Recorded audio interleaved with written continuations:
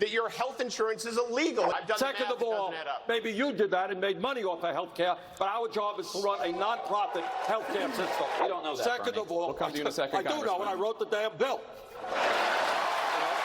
A Medicare for All program that will force people off of private insurance. I have a better path. Medicare for America. Let's be clear about this. We are the Democrats. We are not about trying to take away health care from anyone.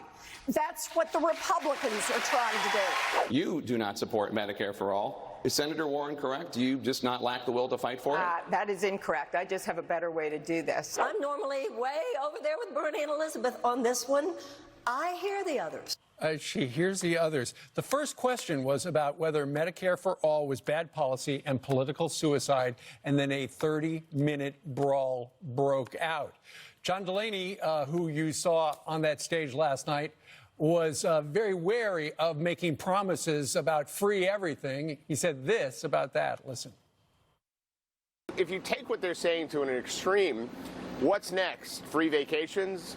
You know, free housing, free everything. I mean, at some point we do have to pay for these things. I mean, I think they either vote for someone who wants to actually solve problems and has ideas that are workable. They tell the American people how we're going to pay for it and how we're going to get them done.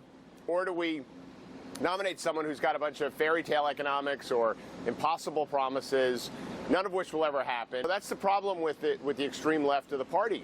When you point out obvious flaws in the things they're talking about, they say, well, that's a Republican talking point. And I'm like, no, it's actually a fact that you should be able to defend. And Elizabeth Warren was asked if her health care plans would raise taxes on the middle class, and she chose not to answer that question. Wow. The main thing, too, if you look at the polls, almost Democrats and Republican voters, as well as moderates, say immigration is their #1 issue. The problem's at the border. Finally, both sides are admitting we have a crisis at the border. What the Democrats want to do at the border even had some moderate Democrats spinning, had their heads spinning. Watch. So the problem is that right now, the criminalization statute is what gives Donald Trump the ability to take children away from their parents. It's what gives him the ability to lock up people at our borders. Just to clarify, would you decriminalize illegal border crossings? The point is not about criminalization. That has given Donald Trump the tool to break families apart. If we decriminalize entry, if we get health care to everyone, we'll have multiples of that. Don't take my word. That was President Obama's Homeland Security Secretary that said that. But you are playing into Donald Trump's hands. The challenge isn't that it's a criminal offense to cross the border.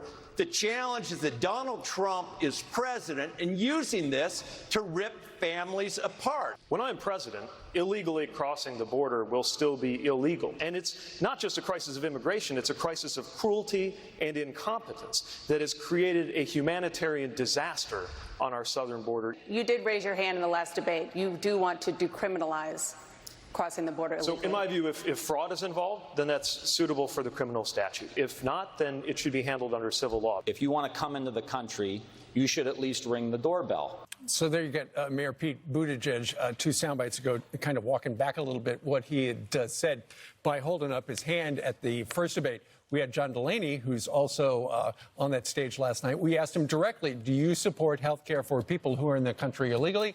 And he said flatly, no. Tim Ryan, the one who just said that about the doorbell, tallest guy on the stage last night, something that struck out with me. Oh, he is. Yeah, right. he's totally really better rock. You're right. He did not put his hand on his heart for the Star-Spangled Banner. He was the only one last night that didn't. And there are reports now that Jay Inslee, the governor of Washington State, has been asking repeatedly. This is what reporters are saying. He's been asking repeatedly, is the Star-Spangled Banner going to be played tonight?